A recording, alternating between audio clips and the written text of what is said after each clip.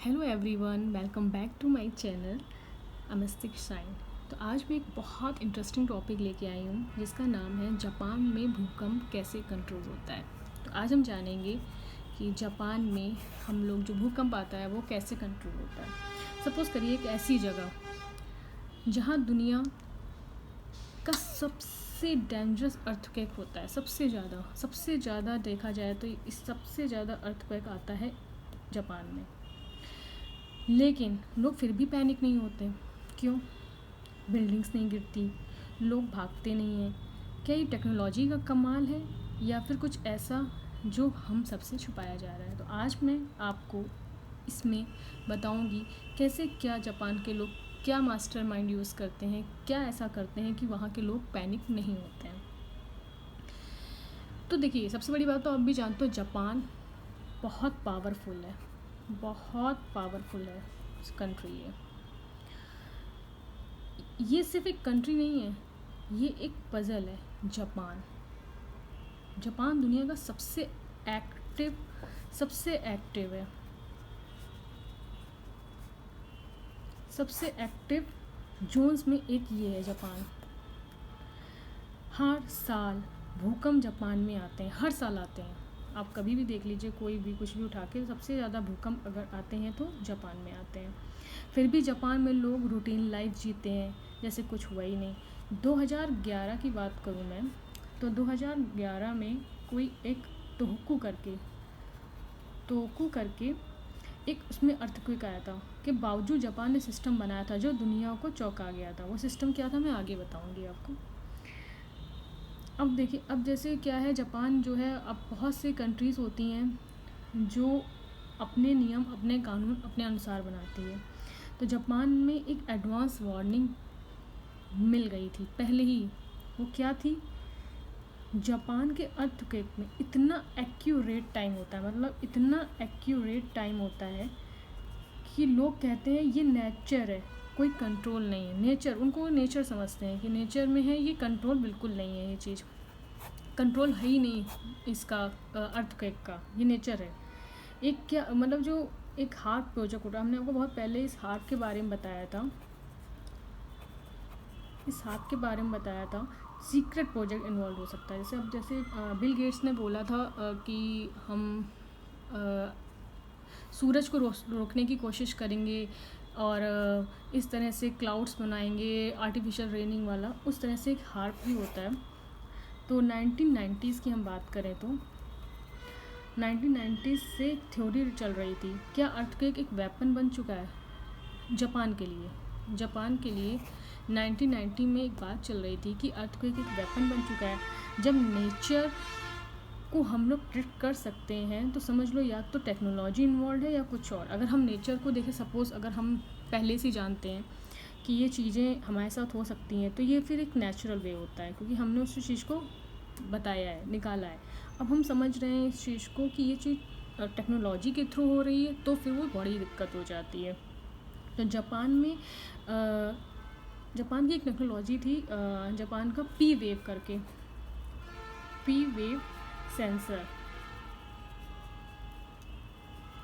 Sensors, जो earthquake को warning system था।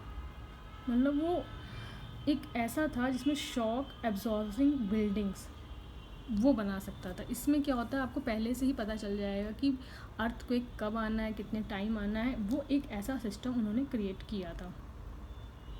तो ये सिस्टम कुछ सेकंड पहले अर्थक्वेक को डिटेक्ट भी कर लेता था। जो ये सिस्टम इन्होंने बनाया था, पी वेव सेंसर, उसके बारे में।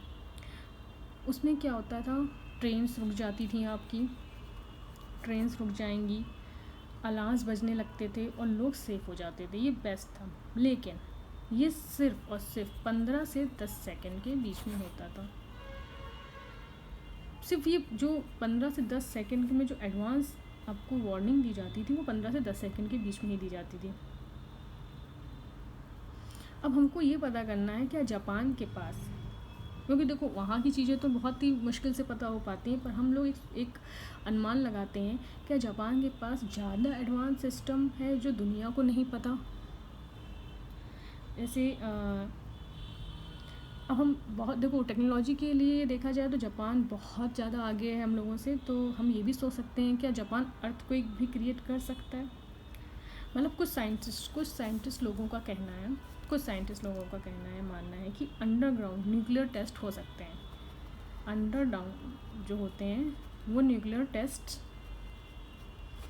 फ्रिक्वेंटली, मतलब एक फ्रिक्वेंसी बेस्ड वेपन्स और अर्थक्वेक ट्रिगर हो सकता है। ये जापान के लोग ऐसा कर सकते हैं क्योंकि 1995 में, हम 1995 की बात करें तो एक कोबे अर्थक्वेक था। जापान की कुछ रिसर्चर ने कहा था 1995 में ये कोई नेचुरल भूकंप नहीं था, कुछ टेस्ट फेल हुआ था। मतलब सोचिए इतनी टेक्नोलॉजी वो लोग क्रिएट करते हैं, इतनी ज़्यादा वो लोग क्रिएट करते हैं कि कभी कभी तो लोग उसको भूकंप नहीं समझते हैं। वो उनका इतना मानना है कि वो हो सकता हो कोई टेस्ट कर रहे हो, शायद इस वजह से ये भूकंप आया हो। इतनी सोचिए, मतलब आप खुद सोचिए हम लोगों ये आप उन्होंने जिसने बताया था वो CIA एक डॉक्यूमेंट्री थी, CIA डॉक्यूमेंट्री थी, उससे उनको पता चला था इस बारे में। तो जापान टेक्नोलॉजी का सुपर पावर है, तो ये पॉसिबल है कि भूकंप भी क्रिएट कर सकते हैं। ये बात CIA के डॉक्यूमेंट्री में पता चली थी, हो सकता है शायद क्रिएट किया हो। अब देखिए, अब ये बात आती है, अब हम सोचते हैं इस चीज़ को कि जापान कंट्रोल करता है या प्रिडिक्ट करता है। देखिए, प्रेडिक्शन सिस्टम बहुत एडवांस है लेकिन कंप्लीट कंट्रोल नहीं कर सकता। अब हम कहते हैं कि उसका प्रेडिक्शन बहुत स्ट्रॉन्ग है, बहुत ज़्यादा वो प्रिडिक्ट कर सकता है इस चीज़ को। अब हम ये कह दें लेकिन उसका जो प्रेडिक्शन है वो बहुत स्ट्रॉन्ग होगा तो स्ट्रॉन्ग नहीं हो सकता। क्योंकि देखिए कुछ चीज़ें अगर हम सपोज़ कर मान लेते हैं जापान में सपोज़ 70% अगर टेक्नोलॉजी का होगा तो 30% नेचुरली होगा। लेकिन वहाँ के लोग इतना ज़्यादा इस टेक्नोलॉजी से प्रभावित हो चुके हैं, अगर वो नेचुरल चीज़ें भी होंगी ना वो टेक्नोलॉजी में ही क्रिएट कर लेंगे। सोचिए इतना पावरफुल है जापान, समझ लीजिए कितना पावरफुल है। अब जैसे सुनामी आई थी,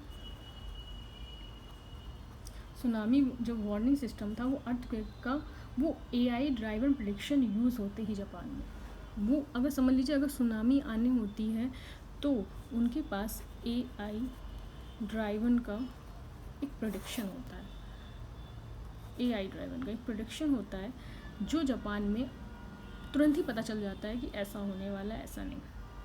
लेकिन हाँ, अब इसमें भी हम एक चीज़ ये कहेंगे, लेकिन अभी तो कोई ऐसा प्रूफ नहीं मिला है कि कोई कंट्री अर्थक्वेक को स्टॉप कर सकती है प्रॉपर तरीके से। अब हम इतना नहीं उसको बोल सकते हैं कि हाँ इन्होंने ऐसा किया था तो बिल्कुल 100% ये सही है, पर 100% कोई सही नहीं होता है। ये एक अनुमान लगाया गया था, मैंने पहले ही क्लियर किया है CIA डॉक्यूमेंट्री से कि ऐसा हो सकता है, क्योंकि जापान मोस्ट पावरफुल कंट्री है। सबसे बड़ी बात कंट्रोल और प्रेडिक्शन में बस एक लाइन का फ़र्क होता है। अब देखिए सपोज़ कंट्रोल भी कर रहा है, कंट्रोल बहुत बड़ा एक शब्द है, ठीक है, और एक प्रेडिक्शन भी बहुत बड़ा शब्द है, प्रेडिक्शन भी बहुत बड़ा शब्द है। अब सोचिए जापान उस लाइन को बहुत करीब से जानता है, इन दो लाइनों को बहुत करीब से जानता है कि कैसे कैसे हम लोगों को इसको कंट्रोल करना है या प्रेडिक्ट करना है। अब देखिए हम अगर देखें उस चीज़ को बहुत चीज़ें पढ़ी गई हैं, उसमें पता चला है कि जापान सिर्फ एक लैब है जहाँ अर्थक्वेक टेक्नोलॉजी टेस्ट की जा रही है। अब हम उस टेस्ट के बारे में कितना लोगों को पता है कितना नहीं पता है, ये अभी तक बातें खुल के सामने नहीं आई हैं। तो इतना पता है कि एक टेक्नोलॉजी ऐसी बनाई जा रही है जहाँ पे आराम से आप जापान के लैब में आप आराम से अर्थक्वेक के बारे में पता कर सकते हो, जिसमें ग्लोबल, एलिट, मिलिट्री, एक्सपेरिमेंट्स और डिज़ास्टर, कैपिटलिज्म, सब इस गेम में है। सोचिए इतनी सारी चीज़ें डिज़ास्टर जब प्लान्ड हो, जैसे डिज़ास्टर जब प्लान्ड होगा तो उसका फ़ायदा भी किसी और को ही मिलता है। अगर ये प्लान्ड होगा डिज़ास्टर तो इसका फ़ायदा भी किसी और को होगा। अब आप खुद ही सोचिए कि जो चीज़ें हैं, मतलब बहुत से लोग उस टेक्नोलॉजी तक पहुंचने के लिए कुछ ज़्यादा ही कंट्री को भी हार्म करते हैं। अब भाई कोई चीज़ का अगर हम टेस्ट कर रहे हैं, उस टेस्ट में मोस्टली ज़्यादातर जब कोई भी हो, चाहे वो जापान हो, चाहे वो चाइना हो, चाहे वो अमेरिका हो, कोई भी हो, अगर वो टेस्ट कर रहा है तो कहीं ना कहीं आपको उस चीज़ में हानि मिलती ही मिलती है। तो अभी तक पूरी तरीके से ये नहीं पता कर पाए हैं कि जो जापान में भूकंप आते हैं वो नेचुरल हैं या आर्टिफिशियल हैं। ये चीज़ अभी तक किसी को पता नहीं है। अब ये इसके बारे में जो आगे आएगी रिपोर्ट उससे पता चलेगा, और जो अपडेट होगा वो CIA में हो जाता है, तो वहाँ से जाके आप लोग भी पता कर सकते हो। तो मेन यही है कि इसके बारे में बहुत ही कम लोगों को पता रहता है, और कुछ लोग, अब जापान के ही लोग थोड़ी हर जगह बताने चले जाएंगे नहीं कि ऐसा है ऐसा नहीं है। वो CIA तो आप भी जानते हो कि इंटेलिजेंस कलेक्शन होता है जो दुनिया भर की जानकारी को जुटाता है। अब ये CIA में जाके आप लोग पता कर सकते हो जापान के बारे में वो आगे क्या इस प्रोसेस पे करना चाह रहे हैं, क्योंकि वो सीक्रेट ऑपरेशंस होते हैं। CIA एक अलग देश की जासूसी करता है। गवर्नमेंट, मतलब बहुत चीज़ें होती हैं, गवर्नमेंट गिराने का भी काम करता है, टेररिस्ट ग्रुप को ख़त्म करने में शामिल होता है, पॉलिटिकल चीज़ों में भी CIA होता है, टेक्नोलॉजी सर्विलेंस में भी CIA होता है, बहुत चीज़ें होती हैं, satellites, phone tapping, internet, spy drones, काफ़ी चीज़ों में CIA होता है। इसमें आप जाके आराम से किसी भी देश के बारे में आप पता कर सकते हो। तो ये था आज का मेरा टॉपिक, और बस अगर आपको मेरा ये लगता है कि भूकंप सिर्फ नेचुरल होते हैं तो हो सकता है आप पुरानी दुनिया में जी रहे हैं। अब ये हो चुका है एक टेक्नोलॉजी से भरा हमारा वर्ल्ड, तो इसमें तो कुछ भी हो सकता है। तो ये था मस्तिष्क साइन का एक मिस्ट्री फिल्ड वीडियो, और अगर आपको कंटेंट इंटरेस्टिंग लगा है तो लाइक करें, शेयर करें और सब्सक्राइब करना बिल्कुल भी मत भूलिएगा। बस कमेंट करके बताइए जापान अर्थक्वेक के एक्सपेरिमेंट में मस्तिष्क साइन। Thank you so much.